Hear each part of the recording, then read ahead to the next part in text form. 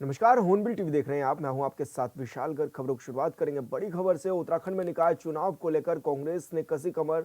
2 दिवसीय दिल्ली दौरे पर प्रदेश अध्यक्ष करण माहरा वरिष्ठ नेताओं के साथ कर रहे मुलाकात। प्रदेश प्रभारी सह प्रभारी के साथ बनाएंगे रणनीति। राष्ट्रीय अध्यक्ष मल्लिकार्जुन खड़गे से भी कर सकते हैं मुलाकात। तो ये बड़ी खबर आपको बता रहे हैं, जहां पर कांग्रेस 2 दिवसीय दौरे को लेकर प्रदेश अध्यक्ष दिल्ली पहुंचे हुए हैं और ऐसे में वरिष्ठ नेताओं से वो मुलाकात करेंगे। साथ ही आगामी चुनावों पर भी मंथन कर सकते हैं इस दौरान प्रदेश अध्यक्ष करण माहरा। इस दौरान वो प्रदेश प्रभारी और सह प्रभारी के साथ मिलकर रणनीति बनाने जा रहे हैं और राष्ट्रीय अध्यक्ष मल्लिकार्जुन खड़गे से भी मुलाकात संभव बताई जा रही है।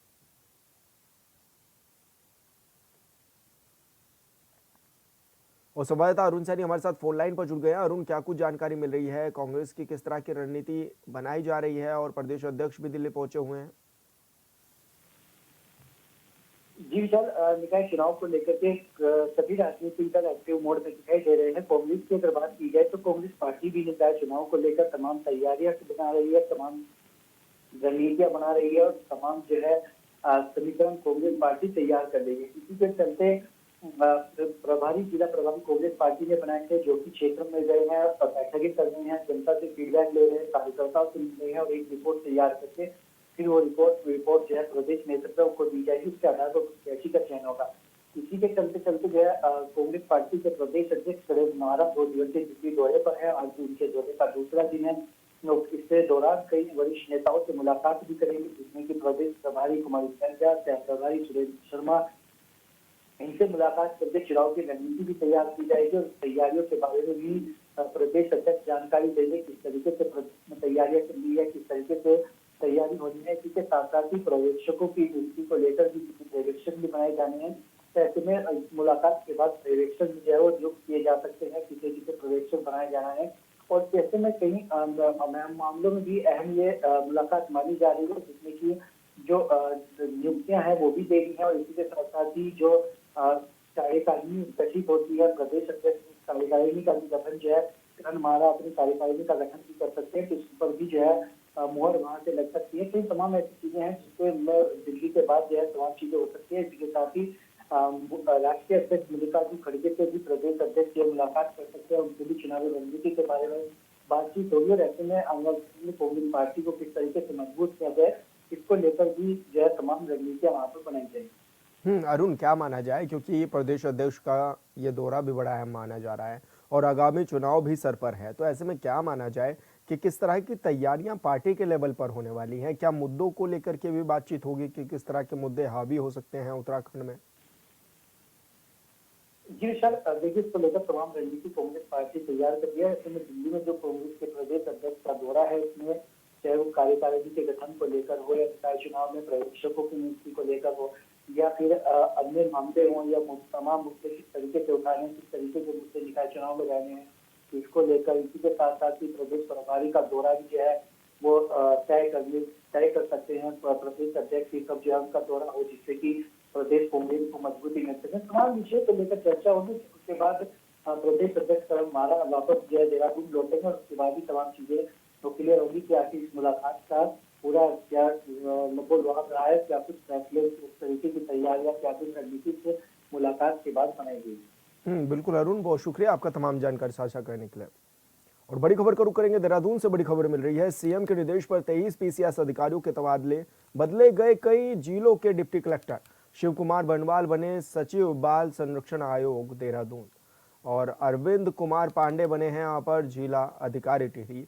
कृष्ण कुमार को अपर जिला अधिकारी देहरादून का जिम्मा सौंपा गया है। प्यारे लाल शाह बने हैं अपर जिला अधिकारी उत्तरकाशी। अनिल गबरियाल को अपर जिला अधिकारी पौड़ी की जिम्मेदारी सौंपी गई है। वहीं रज्जा अब्बास को बनाया गया है सचिव उत्तराखंड सूचना आयोग देहरादून। तो युक्ता मिश्रा को उप सचिव उत्तराखंड सूचना आयोग की जिम्मेदारी दी गई है और सौरभ असवाल को डिप्टी कलेक्टर हरिद्वार बनाया गया है। जितेंद्र कुमार को बनाया गया है डिप्टी कलेक्टर हरिद्वार और गोपाल सिंह चौहान को बनाया गया है डिप्टी कलेक्टर उत्तरकाशी।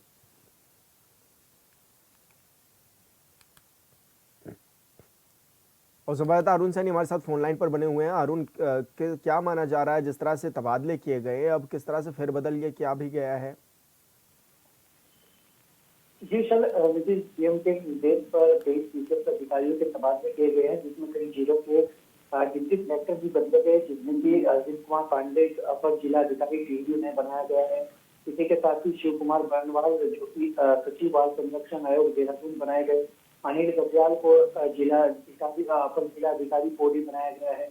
इसी के साथ ही सौरभ असवाल को हरिद्वार का डिप्टी कलेक्टर बनाया गया है। जितेंद्र कुमार को डिप्टी कलेक्टर हरिद्वार मूल में बनाया गया।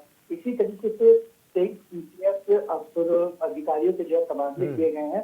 और ये तबादलों को देखा जाए तो ऐसे में तबादले जो है कई बार होते भी हैं, जहाँ पर कहीं लगता है कि किसी क्षेत्र में जाकर या किसी जिले जनपद में कोई अधिकारी बेहतर कार्य कर सकता है, वहाँ के भौगोलिक स्थितियों को बेहतर जान सकता है। तो इस तरीके के तबादले जो है वो किए जाते हैं और समय समय पर इस तरीके से शासन प्रशासन में जो है तबादले भी होते हैं। ऐसे में इसको लेकर के कई बार पहले भी जो है 3 पीसीएस के अधिकारियों के तबादले हुए थे, कई आईएएस अफसर के भी तबादले किए गए थे। ये तबादले इस तरीके से चलते रहते हैं, जहाँ जहाँ पर लगता है कि कोई अधिकारी बेहतर कार्य कर सकता है या वहाँ के विकास कार्यों को बेहतर से समझ सकता है, वो और ज्यादा विकास कार्य कर सकता है। तो इस तरीके के तबादले जो है वो होते हैं। बिल्कुल अरुण, बहुत शुक्रिया आपका तमाम जानकारी साझा करने के लिए। और देहरादून से बड़ी खबर, जोली ग्रांट एयरपोर्ट पर पकड़ा गया अमेरिकी नागरिक। चेकिंग के दौरान उसके पास से मिला है सैटेलाइट फोन। अमेरिकी नागरिक के खिलाफ दर्ज किया गया मुकदमा। अमेरिकी नागरिक की टूरिस्ट वीजा पर आया था भारत और अमेरिकी नागरिक से पुलिस और एजेंसियां कर रही हैं पूछताछ। तो ये बड़ी खबर आपको बता रहे हैं, जहां पर सैटेलाइट फोन अमेरिकी नागरिक के पास से बरामद किया गया है और चेकिंग के दौरान ये मामले का खुलासा भी हुआ। अमेरिकी नागरिक के खिलाफ मुकदमा भी दर्ज किया गया है। टूरिस्ट वीजा पर भारत आया था अमेरिकी नागरिक और ये टूरिस्ट वीजा था उसके पास और साथ ही ये सैटेलाइट फोन भी बरामद किया गया है।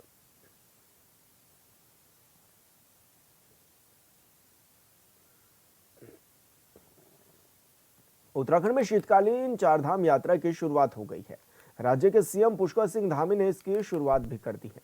शंकराचार्य स्वामी अभिमुक्तेश्वरानंद ने सबसे पहले शीतकालीन यात्रा शुरू करने की पहल की थी। शंकराचार्य के बयान के बाद राज्य सरकार गंभीर हुई और अब यात्रा की शुरुआत भी हो गई है। यात्रियों को किसी तरह की परेशानी न हो, इसे लेकर सीएम ने अधिकारियों को सख्त दिशा निर्देश भी दे दिए हैं। इस रिपोर्ट में देखिए।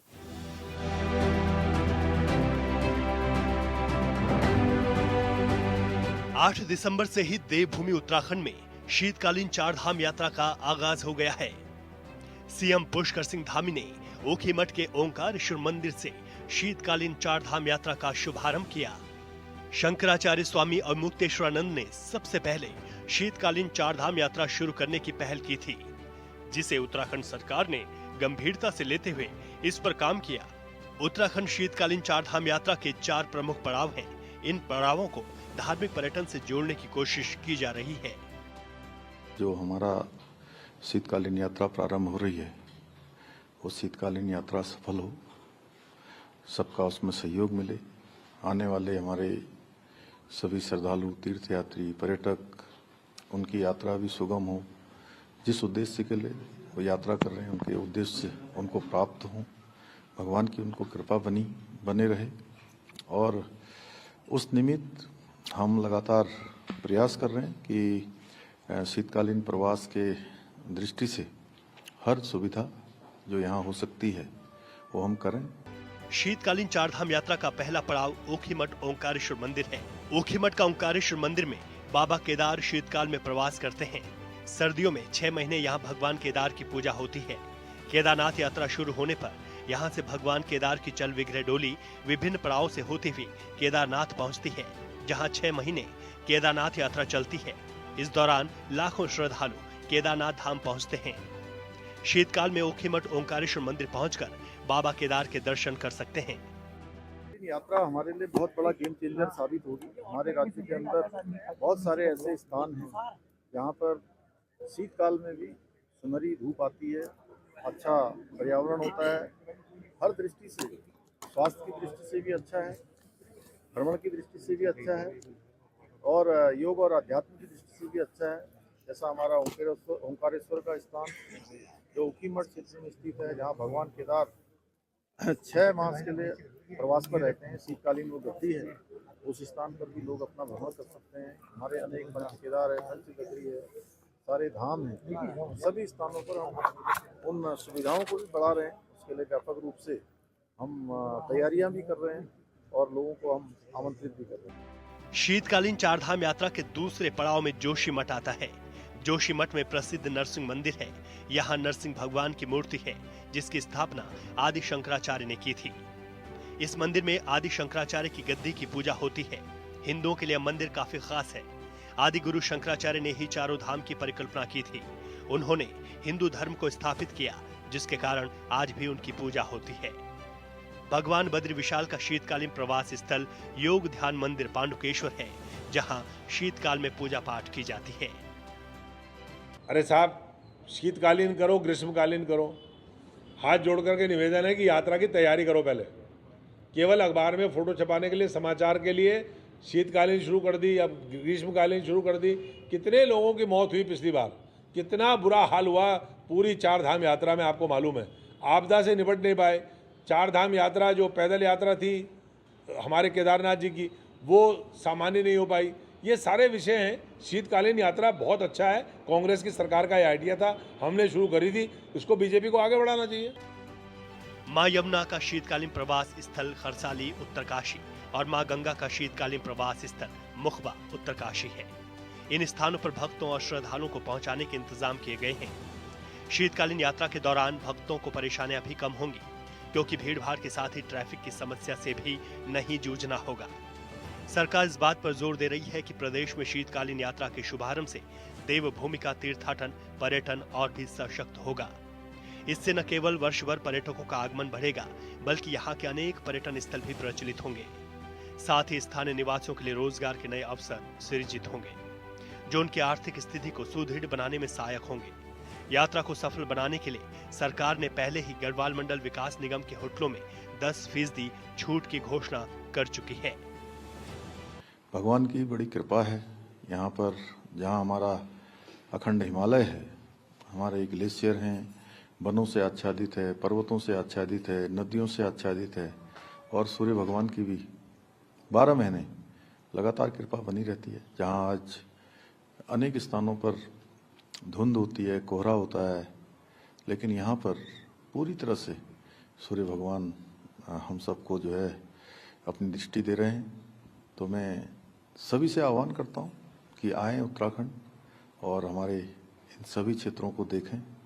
यहाँ पर भगवान भी विराजमान हैं, देव स्थान भी हैं, उनको भी देखें। हमारे धार्मिक स्थलों के अन्य जो पर्यटक स्थल हैं, उनका भी निश्चित रूप से भ्रमण करें। इसमें कोई शक नहीं है कि चारधाम यात्रा अगर सालों भर चलती है तो फिर इससे न केवल सरकार को राजस्व प्राप्त होगा, बल्कि स्थानीय लोगों की आमदनी भी बढ़ेगी। लेकिन विपक्ष जो कह रहा है उस पर भी ध्यान देना होगा। ऐसा इसलिए क्योंकि चारधाम यात्रा के दौरान यात्रियों को कई तरह की परेशानियों का सामना करना पड़ता है। लिहाजा ऊपर से इन दिनों प्रदेश में ज्यादा ऊंचाई वाले इलाकों में बर्फबारी भी हुई है। ऐसे में यात्रियों के लिए अलाव के साथ ही कई तरह की व्यवस्थाओं पर विशेष ध्यान देना होगा। हालांकि राज्य के सीएम पुष्कर सिंह धामी ने यात्रा को लेकर सख्त दिशा निर्देश दिए हैं। शीतकालीन चारधाम यात्रा को लेकर उत्तराखंड सरकार उत्साहित है। सीएम धामी ने खुद इसकी कमान अपने हाथ में ले ली। शीतकालीन चारधाम यात्रा के साथ ही न्यू ईयर पर भी प्रदेश में पर्यटकों का जमावड़ा लगता है। ऐसे में सरकार के साथ ही जिला प्रशासन की जिम्मेदारियां बढ़ जाती हैं, क्योंकि लाखों लोग परिवार या दोस्तों के साथ न्यू ईयर का जश्न मनाने उत्तराखंड पहुंचते हैं। ऐसे में यह जरूरी है कि तीर्थ यात्रियों के साथ ही पर्यटकों के लिए व्यवस्थाओं पर जोर देना होगा, ताकि व्यवस्थाओं पर सवाल न उठे और न ही प्रदेश की बदनामी हो। Bureau report, hornbill TV. Dehradun थाना वसंत विहार के अलकनंदा एनक्लेव में ओएनजीसी से रिटायर हुए बुजुर्ग की संदिग्ध हालत में मौत हो गई। बताया जा रहा है कि पड़ोसियों को बुजुर्ग व्यक्ति के चिल्लाने की आवाज आ रही थी। तत्काल मौके पर पहुंची पुलिस ने बुजुर्ग को घायल अवस्था में अस्पताल पहुंचाया, जहां डॉक्टरों ने उसे मृत घोषित कर दिया। फिलहाल पुलिस और फोरेंसिक टीम घटनास्थल की जांच पड़ताल में जुटी हुई है।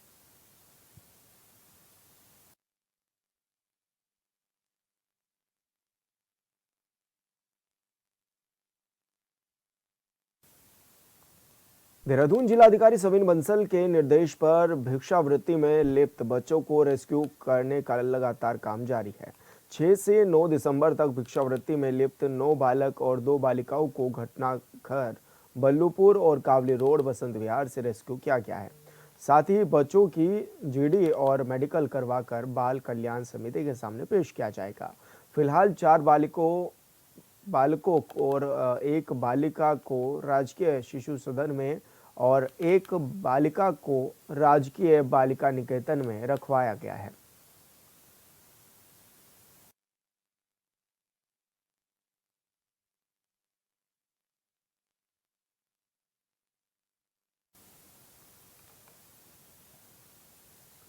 भगवानपुर में पशु चोरी की वारदातें आए दिन बढ़ती जा रही हैं। ताजा मामला भगवानपुर थाना क्षेत्र की मडावर चौकी का है, जहां बीती रात एक किसान के 4 पशु चोरी हो गए।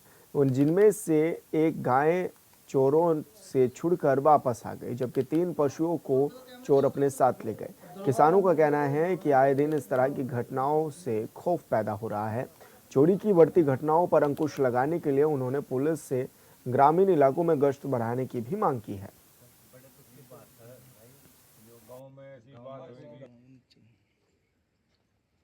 रात हमारे 4 पशु चोरी हो गए, जिसमें से एक पशु छुटकर आ गया और हर दूसरे तीसरे महीने में एक आधा पशु गांव में से चोरी हो जाती है और चला जाता है यहाँ से। और चोरों का काफ़ी खौफ है यहाँ पे। अच्छा, चोरों के हौसले बुलंद हैं? हाँ जी, बिल्कुल बुलंद है, चोरों के हौसले बुलंद है। तो हमारा निवेदन है कि यहाँ पे पुलिस की गश्त भी बढ़ाई जाए और ये चोरी का मामला रोका जाए। दूसरी बात है, आज पशु चोरी हो रहे हैं, कल सामान चोरी होगा, कल आदमी को भी उठा ले जाएंगे, जिस तरह से पशुओं की चोरी होती है गांव में से। मैं यहीं पड़ा था, मुझे पता नहीं चल पाया, नींद भी आती है आदमी। अच्छा, ये केस जो है 12 बजे के बाद का है, क्योंकि 12 बजे मैं उठा, यहाँ से डंगर देखने के बाद जो है वहाँ से कबाड़ लेकर सवेरे को जलाने के लिए ये कबाड़ पड़ा भी ही, मगर भाई सवेरे को डंगर बांध को तो हाथ सेक लिए। थाने में सूचना दे दी आपने? थाने में सूचना दे दी हमने, थाने में सूचना दे के आए थे, मतलब रिपोर्ट करके आए सवेरे। और क्या नाम जो है, उसके बाद जो है यहाँ से अभी एक पुलिस वाले आए थे। उत्तराखंड में मौसम का मिजाज बदल चुका है। पहाड़ों में सीजन की पहली बर्फबारी भी हो चुकी है, जिससे एक बार फिर से तापमान में भारी गिरावट दर्ज की गई है। गंगोत्री, यमुनोत्री से लेकर चंपावत, चक्राता में भी भारी बर्फबारी देखने को मिल रही है।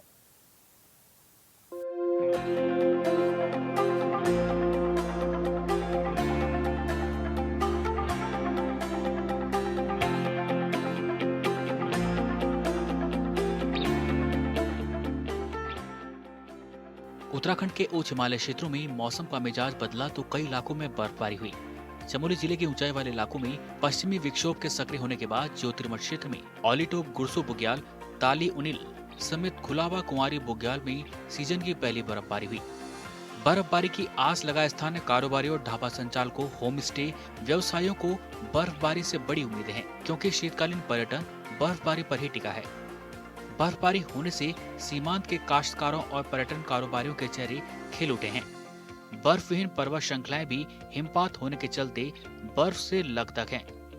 ज्योतिर्मठ नगर क्षेत्र में पश्चिमी विक्षोभ के चलते चल रही सर्द हवाओं और कड़ाके की ठंड और शीतलहर को देखते हुए ज्योतिर्मठ नगर के मुख्य स्थानों पर मुख्य बाजार जैसे नटराज चौक, छावनी बाजार और मारवाड़ी चौक पर अलाव की व्यवस्था कर दी गई है, ताकि राहगीरों को सर्दी और शीतलहर से निजात मिल सके। इधर गंगोत्री और यमुनोत्री समेत हर्षिल घाटी में रविवार को सीजन की पहली बर्फबारी हुई। उत्तरकाशी जिला मुख्यालय समेत तमाम निचले इलाकों में हल्के बादल छाए रहे। इसके साथ ही तापमान में भारी गिरावट आने से शीतलहर का प्रकोप शुरू हो गया है। कई दिनों से खिली चटक धूप के बीच रविवार दोपहर अचानक मौसम ने करवट बदलनी शुरू कर दी, जिसके चलते जिले के तमाम क्षेत्रों में बादल छाए रहे। गंगोत्री और यमुनोत्री धाम के साथ हर्षिल समेत मां गंगा के शीतकालीन पड़ाव मुखवा गाँव में सीजन की पहली बर्फबारी हुई, जिससे गंगोत्री और यमुनोत्री धाम क्षेत्र का तापमान करीब 0 डिग्री और जिला मुख्यालय के आसपास के क्षेत्रों का तापमान में अचानक गिरावट आ गई। तापमान में आई इस भारी गिरावट के साथ पूरे जनपद में शीतलहर का प्रकोप शुरू हो गया। दिसंबर महीने की शुरुआत में बर्फबारी होने से इस बार शीतकाल में अच्छी बर्फबारी होने की संभावनाएं जताई जा रही हैं। उत्तरकाशी के बरकोट में भी भारी बर्फबारी देखने को मिली। चंपावत के लोहाघाट में सोमवार सुबह से क्षेत्र में मौसम का पहला हिमपात शुरू हुआ। लोहाघाट क्षेत्र के एबट माउंट, मायावती, फोर्ती, झूमाधुरी क्षेत्र में जोरदार बर्फबारी हुई, तो वहीं नगर क्षेत्र के आसपास के इलाकों में हल्की बर्फबारी शुरू हुई। वहीं क्षेत्र के किसानों और पर्यावरणविदों ने इसे शुभ संकेत बताया। लोगों ने कहा कि लंबे समय बाद बर्फबारी हुई है, जो पर्यावरण व खेती के लिए अच्छा संकेत है। लोगों ने कहा कि बर्फबारी से जहां बीमारियों का प्रकोप कम होगा, तो वहीं लोगों को कोरी ठंड से राहत मिलेगी, साथ ही खेती को बड़ा फायदा होगा। वहीं हिमपात का आनंद लेते लोग एबट माउंट और मायावती की ओर रुख कर रहे हैं। वहीं हिमपात होने से क्षेत्र में कड़ाके की ठंड पड़ने लगी है। लोग अलाव सेकते हुए नजर आ रहे हैं। पहाड़ों की रानी मसूरी में भी मौसम विभाग की भविष्यवाणी सटीक साबित हुई। स्थानीय लोगों ने बताया कि करीब 12 साल बाद मसूरी में दिसंबर के महीने में बर्फबारी हुई है।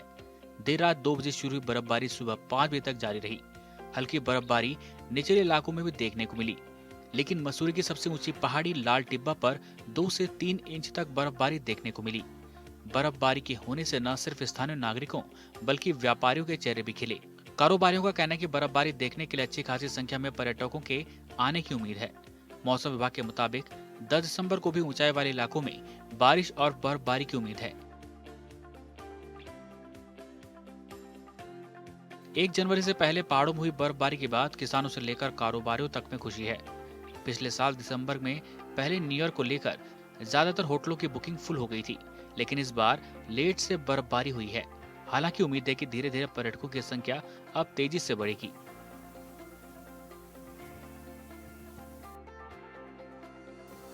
Bureau report, hornbill TV. और फिलहाल इस बुलेटिन में इतना ही। आप देखते रहिए हॉर्नबिल टीवी। नमस्कार।